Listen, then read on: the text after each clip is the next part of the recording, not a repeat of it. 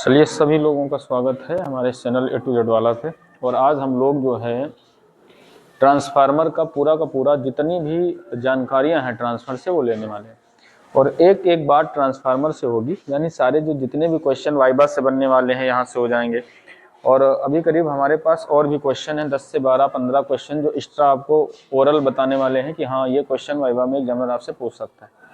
और इसके अलावा यहाँ से जो फार्मूला बनने वाला है वो कौन सा बनने वाला है, अपचाई ट्रांसफार्मर क्या होता है उसके बारे में, उच्चाई ट्रांसफार्मर क्या होता है उसके बारे में, इसके अलावा ट्रांसफार्मर की दक्षता क्या होती है उसके बारे में, और ट्रांसफार्मर में परिणमन अनुपात क्या होता है उसके बारे में। बहुत सारी यहाँ से जानकारियां आपके सामने आज मिलने वाली हैं। तो सबसे पहले हमारा आज का टॉपिक ये होगा कि ट्रांसफार्मर का सिद्धांत क्या होता है।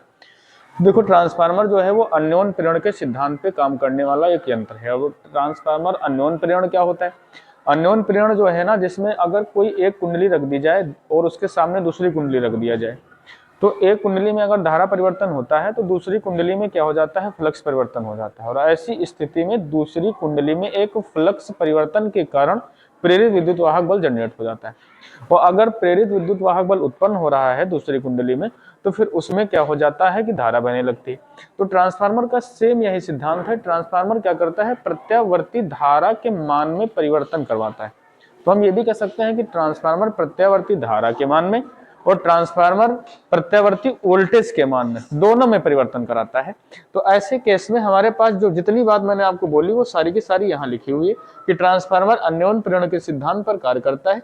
यदि निकट स्थित दो कुंडलियों में से एक में धारा परिवर्तन कराया जाता है तो दूसरी कुंडली में फ्लक्स परिवर्तन होने के कारण उसमें एक प्रेरित विद्युत वाहक बल क्या हो जाता है, उत्पन्न हो जाता है।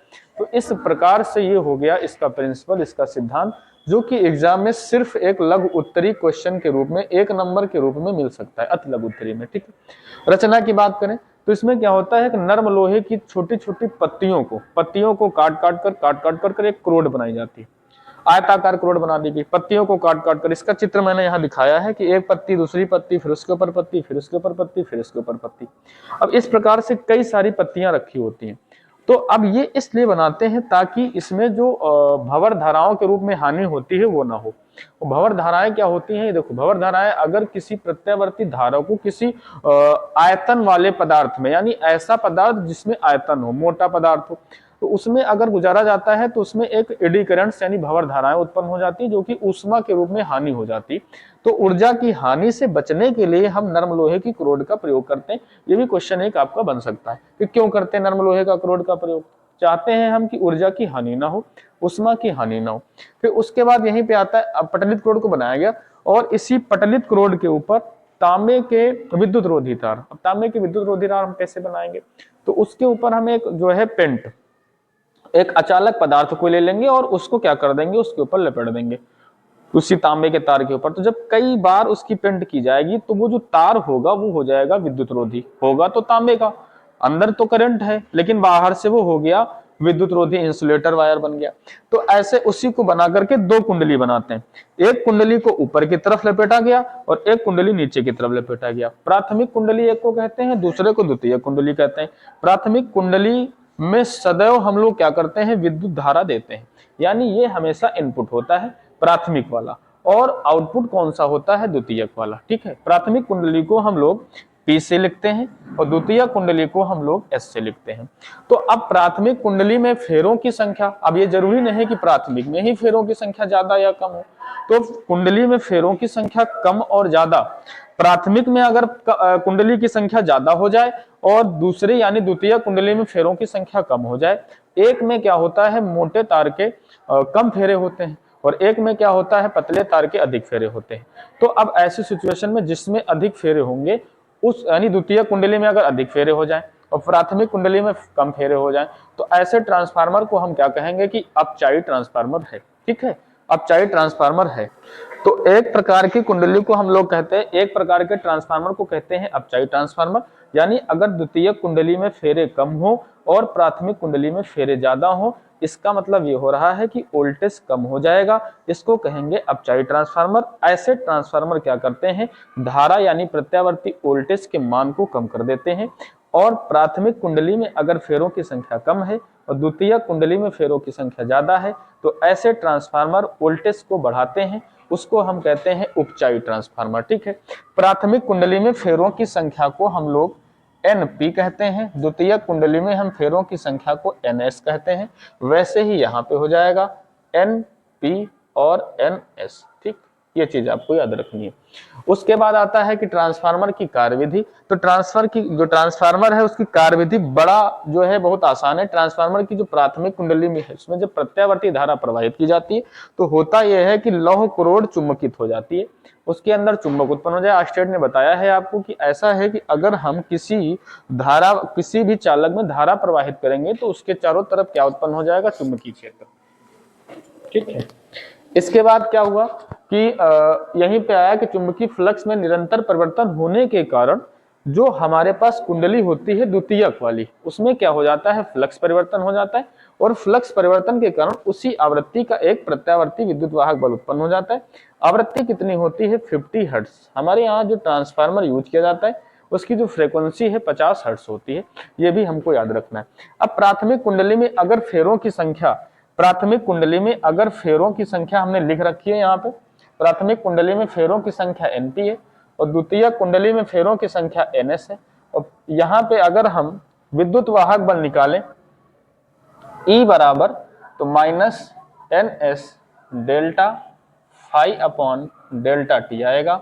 और अगर हम ये हो जाएगा प्राथमिक कुंडली का, P लिख लेते हैं, प्राथमिक कुंडली का विद्युत वाहक बल, प्राथमिक कुंडली का विद्युत वाहक बल। और अगर द्वितीय कुंडली का विद्युत वाहक बल निकालने जाएं तो NS बराबर delta phi B upon delta T। और दोनों को अगर डिवाइड कर दिया जाए तो EP अपॉन ES बराबर आ जाता है NP अपॉन NS। ठीक, और EP अपॉन ES है, अगर आप चाहो तो EP को VP भी लिख सकते हो यानी वोल्टेज वाला, यह VS लिख सकते हो, तो ये आ जाएगा NP अपॉन NS। ये एक रिलेशन बन जाता है, ये एक आपका रिलेशन बन जाता है। किसका रिलेशन है ये, यहां से अगर कभी भी फेरो, ये कई जगह फार्मूले में लगेगा, कई जगह न्यूमेरिकल में लगेगा। यदि आपको फेरों की संख्या निकालनी है, मान लीजिए प्राइमरी कॉइल यानी प्राथमिक कुंडली के फेरों की संख्या दे दी जाए या द्वितीय कुंडली के फेरों की संख्या दे दी जाए और या फिर आपको प्राथमिक कुंडली का वोल्टेज दे दिया जाए, तीन चीजें इसमें से आपको गिवन होंगी तो एक चीज आप यहां से निकाल सकते हैं। ठीक, याद रखना। और इसी अनुपात को हम परिणमन अनुपात कहते हैं। VP अपॉन VS बराबर NP अपॉन NS बराबर, इसको हम कहते हैं परिणमन अनुपात, इसको हम कहते हैं परिणमन अनुपात। ठीक है, VP अपॉन S, इसमें एक काम कर लेना कि VS ऊपर रखना परिणमन अनुपात के लिए, VS अपॉन VP और बराबर यहाँ पे NS अपॉन NP बराबर R होता है। परिणमन अनुपात के लिए हमें ये यूज करना होता है। तो ट्रांसफार्मर में सिद्धांत ये हो गया, रचना ये हो गई, कार्य विधि ये हो गई। अब यहीं से हमारे पास क्या आता है, ट्रांसफार्मर में ऊर्जा की हानि। ऊर्जा की हानि किस किस रूप में होती है, तो ऊर्जा की हानि ताम्रिक हानि एक होती है, एक होती है ताम्रिक हानि, यानी ट्रांसफार्मर में ऊर्जा की हानि तो नंबर 1 में आती है एक ताम्रिक हानि। और ताम्रिक हानि का मतलब होता है कि जो ये तांबे के तार बनाए जाते हैं तो तांबे के तार में I²R इतनी हानि होती है ऊष्मा के रूप में, तो ऊष्मा के रूप में हानि होती है। तो एक हानि हो गई ताम्रिक हानि, यानी जो तांबे के जो तार होते हैं उसमें जब धारा प्रवाहित होती है तो उस स्थिति में I²R की हानि होती है। दूसरी हानि की बात करें अगर तो वो होती है एक फ्लक्स हानि। फ्लक्स हानि, अब फ्लक्स हानि ये होती है कि बार बार चुंबकत्व का गुण और विचुंबकत्व का गुण, यानी धारा एकदम से कम हो रही, एकदम से बढ़ रही। अब प्राथमिक कुंडली से जो फ्लक्स है वो ज्यादा उत्पन्न हुआ अगर हम बात करें अपचायी ट्रांसफार्मर में, और द्वितीय कुंडली में फ्लक्स कम लिया गया तो वो जो एक्स्ट्रा जो फ्लक्स परिवर्तन था, जो एक्स्ट्रा फ्लक्स यहाँ से निकला, एक्स्ट्रा विद्युत फ्लक्स निकला, क्योंकि यहाँ से ज्यादा निकलेगा इसने लिया थोड़ा ही, तो ऐसी सिचुएशन में जो ये एक्स्ट्रा वाला फ्लक्स था ये तो चला गया, बेकार हो गया, क्योंकि यहाँ फेरे ज्यादा है तो ज्यादा फ्लक्स बनेगा, इनको थोड़ा ही चाहिए था। तो एक ये हो जाती है फ्लक्स हानि। एक होती है हमारे पास, इसको हम कहते हैं शैथिल्य हानि, एक होती है शैथिल्य हानि।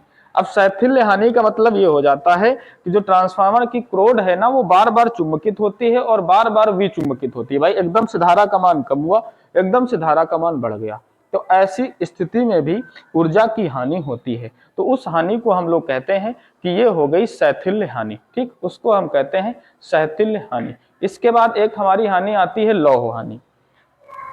इसके बाद एक हमारी हानि आती है लौह हानि।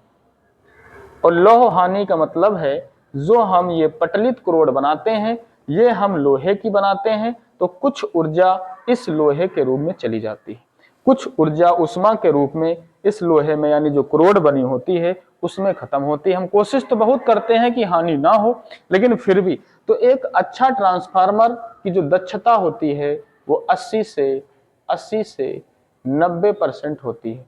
एक अच्छे ट्रांसफार्मर की जो दक्षता है वो 80 से 90% होती है, ये याद रखना आप, ठीक है। तो इतनी चीज को आप यहाँ से नोट कर सकते हो। और इसके बाद ट्रांसफार्मर के जो प्रकार है उनका डिस्कशन कर लेते हैं और कौन कौन से क्वेश्चन यहाँ से बनने वाले हैं उनका डिस्कशन कर लेते हैं। कुछ अगले क्वेश्चन पे जो कि हाँ इंपॉर्टेंट क्वेश्चन जिनको आप वाइवा में के लिए भी तैयार कर सकते हो, वाइवा में भी पूछे जा सकते हैं, ऐसे क्वेश्चन भी आपके सामने आ सकते हैं। इसमें हमने बात की सबसे पहले अपचाइड ट्रांसफार्मर।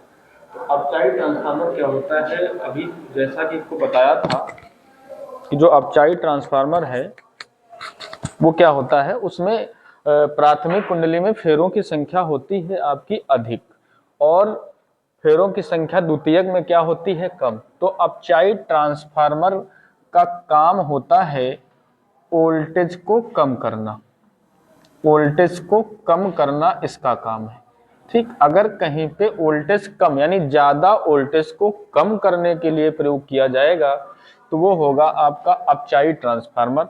उच्चाई ट्रांसफार्मर का जो प्रयोग है वोल्टेज को बढ़ाने के लिए किया जाएगा, वो वोल्टेज को बढ़ाने के लिए किया जाएगा, इसलिए इसको हम क्या कहेंगे, उच्चाई ट्रांसफार्मर। तो यदि किसी ट्रांसफार्मर की प्राथमिक कुंडली में फेरों की संख्या कम हो तथा द्वितीय कुंडली में फेरों की संख्या अधिक हो तो ऐसे जो है ऐसे ट्रांसफार्मर को कहेंगे उच्चाई ट्रांसफार्मर। यहीं से आता है ट्रांसफार्मर की दक्षता का सूत्र क्या है। तो ट्रांसफार्मर की दक्षता को देखो ईटा से लिखा जाता है और ऊपर होता है निर्गत शक्ति और नीचे होता है निवेशी शक्ति। हाँ, निर्गत शक्ति और निवेशी शक्ति।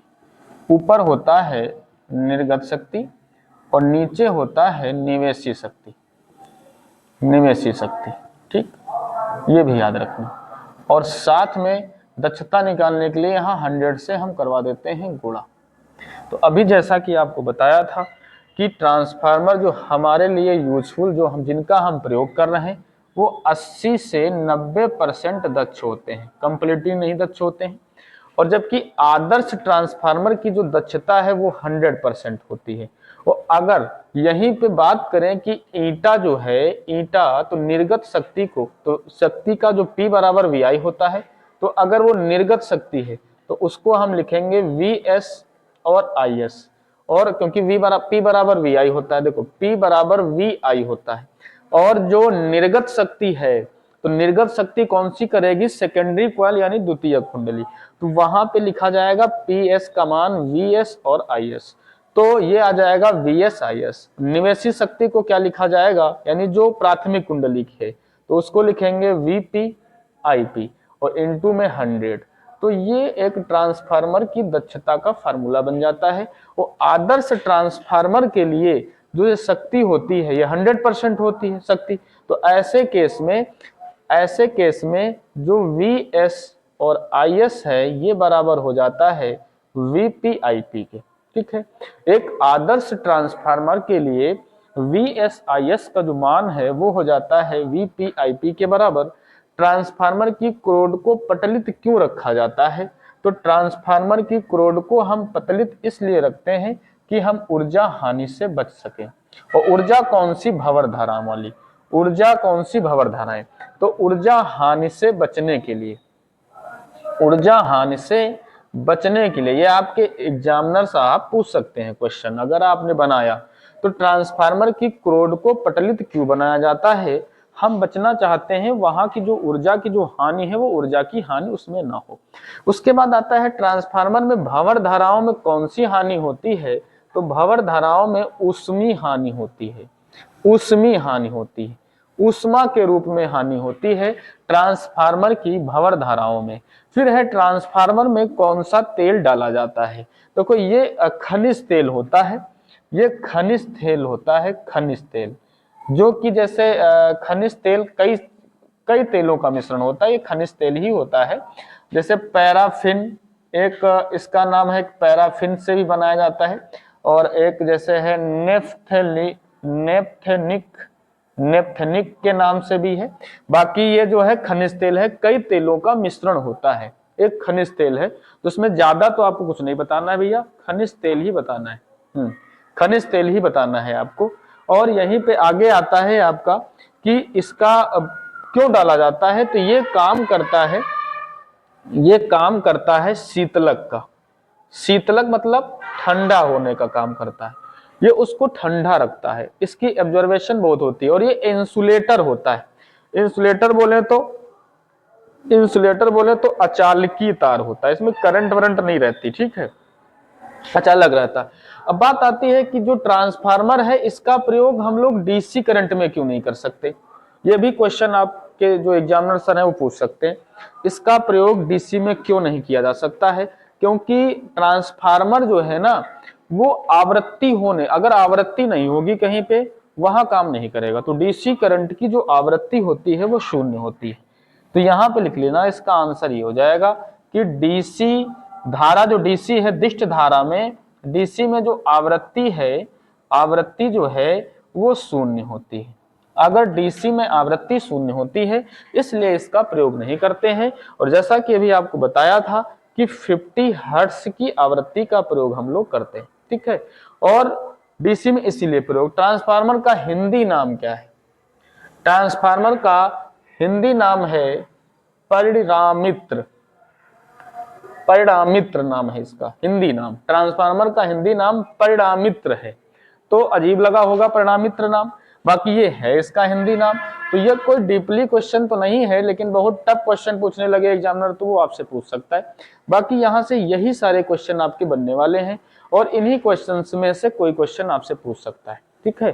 तो ट्रांसफार्मर से जुड़े हुए इतने सारे सवाल आपको मिले, और इससे जुड़े हुए कुछ जो क्वेश्चन होंगे वो आपको मिलेंगे नेक्स्ट वीडियो में, ठीक। तब तक के लिए इसको आप नोट करें, जिसमें हमने अपचाई ट्रांसफार्मर बताया, उच्चाई ट्रांसफार्मर बताया, ट्रांसफार्मर की दक्षता का सूत्र, आदर्श ट्रांसफार्मर की दक्षता, ट्रांसफार्मर की क्रोध को प्रचलित क्यों किया जाता है, भंवर धाराओं में कौन सी हानि होती है, और उसके बाद ट्रांसफार्मर में कौन सा तेल पड़ता है और क्यों डाला जाता है, डीसी में इसका प्रयोग क्यों नहीं किया जाता है, इसका हिंदी नाम क्या होता है, ट्रांसफार्मर का सिद्धांत बताया, ट्रांसफार्मर की रचना बताई, उसका आपको चित्र बताया गया, ठीक है। और उसमें हमने साथ ही साथ आपको एक रिलेशन और दिया कि जो परिणमन अनुपात है आर बराबर वो होता है वी अपॉन वी पी बराबर N S upon N P. और साथ ही साथ आपको याद रखना है कि करंट के अगर उसमें आ जाए तो I P upon I S लिखेंगे, क्योंकि करंट डिपेंड, अगर प्राइमरी कॉइल की करंट है तो वो देखो सेकेंडरी कॉइल में फेरों की संख्या, सेकेंडरी कॉइल में जो फेरों की संख्या होती है वो प्राइमरी कॉइल की करंट पे निर्भर करती है, तो ये उल्टा काम होता है, इसलिए यहाँ पे आईपी अपॉन आई एस आता है,